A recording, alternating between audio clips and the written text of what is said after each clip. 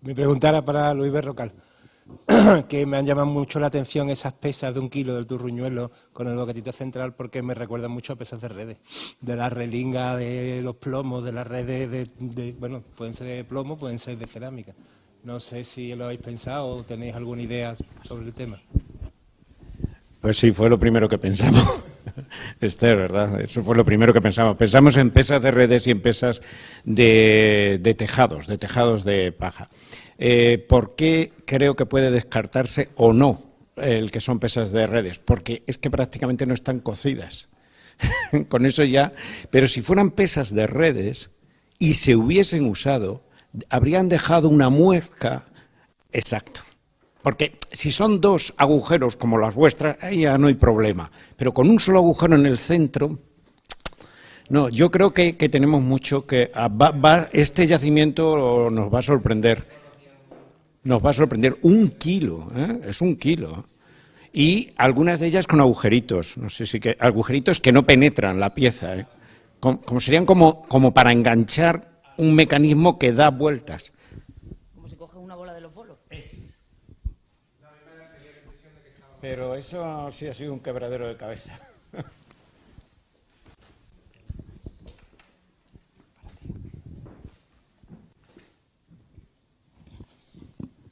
Pues para los mismos, no sé cuál de los tres. Esa bañera que tenéis al lado del altar, claro, es que es un sitio muy peliagudo, pero cuando los he visto me he acordado de todas esas bañeras que antes decía Karajordis, que eran los pueblos del mar, y que cada vez se ve más en sitios como Asot, como Ascalón, en Mapa Leócastro, en Chipre, que están siempre vinculados a sitios de actividad textil.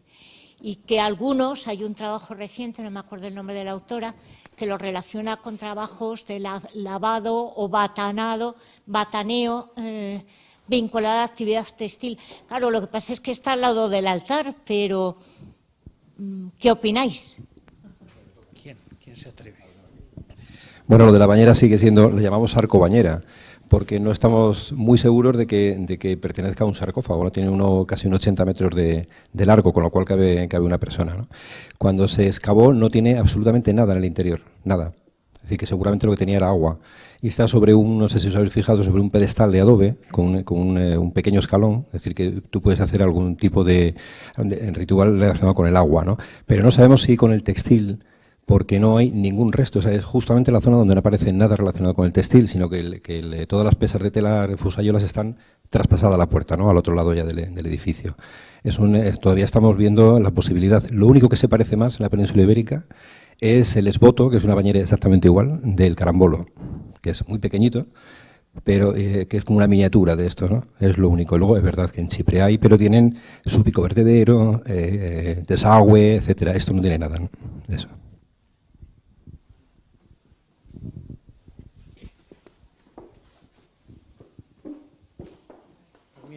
Mismos, pero a Luis concreto. Solamente, bueno, es que como he estado reflexionando sobre el tema del junco. La verdad, a mí también siempre he tenido dudas de que se trate de un rizoma. Y bueno, si podría tratarse Juncus effusus, es una planta de marjal acuática. Yo creo que esta zona sí que es una zona que tiene precisamente, ¿no?, esta característica, ¿no? Otra cosa que fuera, no sé, en el caso que se ha hablado de genista, Spartium junceum, puede estar presente, o incluso pues que fuera pues la juncia, pero la juncia es un ciperus, y lo de ciperus, bueno, esta también, pero esta, o sea, una es leguminosa, y la otra no, la otra es una ciperácea, la otra son familias diferentes. Otra posibilidad es que si tuvierais pues la presencia de enterramientos de cadáveres con dientes, a lo mejor poder identificar si han consumido algún tipo de vegetal relacionado que pudiera incluso, pues, no sé, asociarse a algún tipo de planta cercana a una planta textil. Es otra posibilidad también que se pudiera dar, no sé, lo digo para dar ideas, ¿eh? Pero la verdad es que sí que dudo que sea un rizoma el que se encontró. También lo vería más hacia junco, juncia o similares. Sí. Yo cuando antes comentabais los usos con el hilo de juncáceas, de juncos, Pero, ¿y qué grosor tiene ese hilo? Claro, sí que el problema está en que si tú te encuentras el hilo carbonizado, yo recuerdo hace muchos años unas lecciones de Pilar López que me decía, como esté carbonizado ya ese grosor no vale. Porque claro, al estar carbonizado el grosor natural se pierde, o sea, ya no sabemos si realmente en origen era más o menos. No es fácil, ¿eh? No es fácil la El identificación. calibre del hilo es solamente válido en tanto en cuanto comparas hilos con las mismas circunstancias. No lo sé. No, es que eso se tiene que restaurar y se tiene que limpiar y bueno, y ahí ya se analizará lo que sea. Bien, gracias.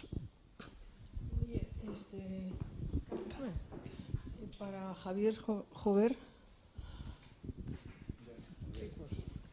este tensador que habéis puesto que parecía madera y me ha parecido oír que era de piedra, de barro. Ah, de barro.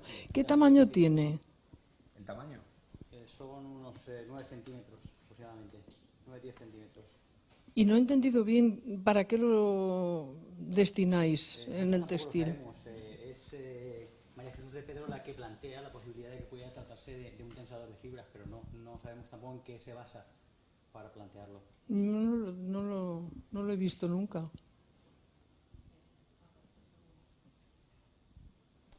Yo sí que he visto uno parecido que el que han expuesto de época ibérica, aquí. Un elemento parecido, pero no sería en este caso de cerámica. Y está cocido, claro, es de cerámica. Sí, sí. cocida.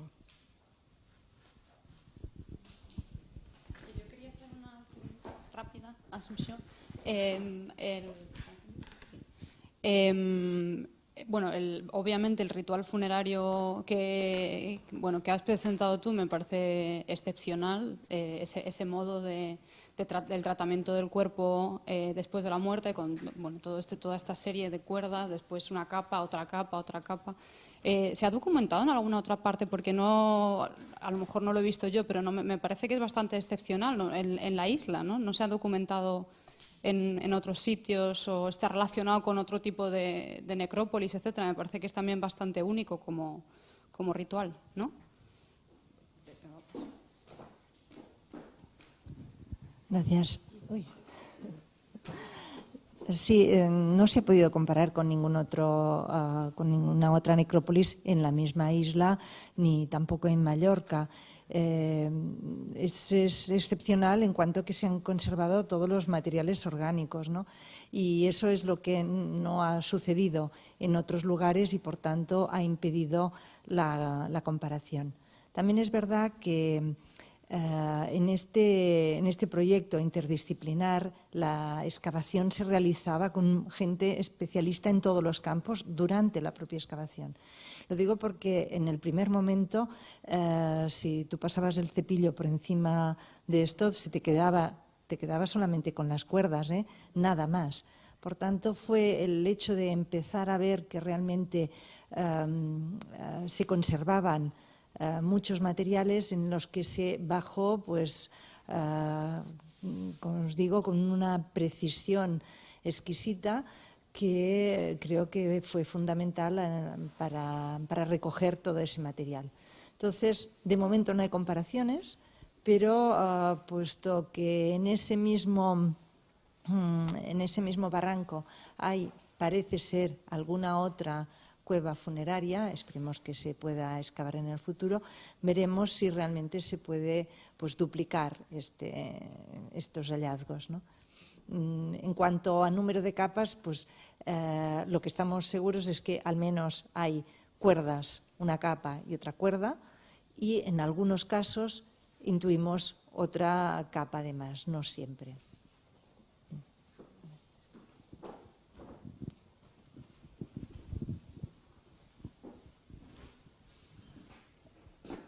Io avevo, non domanda, forse più commento per Javier Juan, perché è molto interessante il materiale e ho invidia perché ovviamente per Età del Ferro non abbiamo niente di comparabile sulla scala e anche i tessuti, però questa cosa di patologia di denti negli scheletri è è fantastico, perché lavorando adesso su questa questione di non filatura ma splicing, non abbiamo il termine in italiano o in spagnolo, dobbiamo inventarlo in qualche modo, sopporta molto bene questa idea, perché nel Oriente, in Giappone, abbiamo la stessa cosa.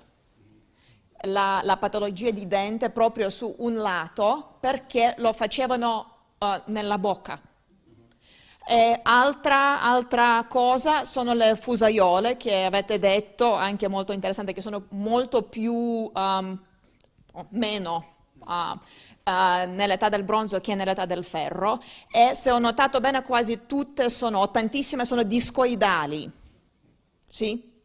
Queste sono perfette per raddoppiare il filo, non filare ma raddoppiare, e abbiamo la stessa cosa nelle torbiere, nelle palafitte in Italia, nell'età del Neolitico e prima età del bronzo, dove abbiamo sicuramente tessuti non filati, non con filo filato, ma filo fatto con splicing in modo egiziano, che vuol dire che non usano la fusaiola per filare ma per raddoppiare, perché questo è fondamentale.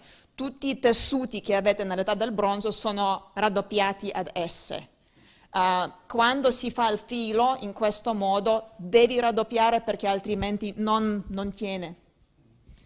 Mi sembra che avete proprio la prova per questa cosa. Ovviamente cambio arriva con l'uso di lana, cambiano le fusaiole, perché lana non si può fare con splicing, deve essere filata, è l'unico modo di farlo, e penso che c'è scopo da approfondire studiando fusarole dappertutto e vedere proprio dal punto di vista statistico questa cosa. Molto molto interessante, grazie.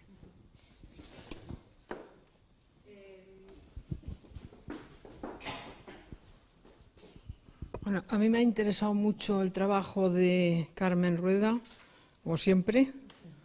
¿Estás dormida? Ah, porque yo casi. Bueno, todo el tema de las fusayolas en los santuarios y demás que ha salido en otras comunicaciones, y el por qué dejamos o encontramos fusayolas en tumbas masculinas y femeninas. Yo creo que hay que ir, y estoy convencida de eso, de que hay que ir al mito, hay que ir al pensamiento mítico, a pensar en una diosa del Allende, como diría nuestro querido amigo Ricardo, y una diosa de la muerte hilandera. Las parcas, las nornas, las moiras, en fin, es un tema que a mí me ha interesado mucho desde que me invitó precisamente Ricardo para el puteal de la Moncloa, y que me parece que es la explicación lógica de dejar eso a una divinidad que hila o que teje sin más. Y bueno, luego alguien ha hablado del aporte, creo que has sido tú también, del aporte de telas o de trajes al santuario. Sí, bueno, las dos, sí. Entonces eso también tiene tela, valga la redundancia, porque claro, en el mundo griego está reguladísimo eso, en los santuarios, los aportes de trajes y demás. Estoy haciendo un trabajo precisamente sobre eso, y hay información directa de las normas de los santuarios que estudia Sokolowski y que realmente te demuestran cómo eso se hacía así. Es decir, que es la ofrenda a la divinidad de un traje que a lo mejor ha hecho, simboliza el que la niña ya se ha hecho mujer porque ya ha aprendido a tejer y tal y cual. Sí. Los esvotos, desde luego, están describiendo unos rituales clarísimos. En esos rituales intervienen las telas y el tipo de telas, el tipo de vestido que llevas, si no vas de un lado, si no vas de un lado, cómo es el cabello. Sí, eso está claro. Lo difícil es saber. Y obviamente, como parte de esa ofrenda, seguramente también se depositaría.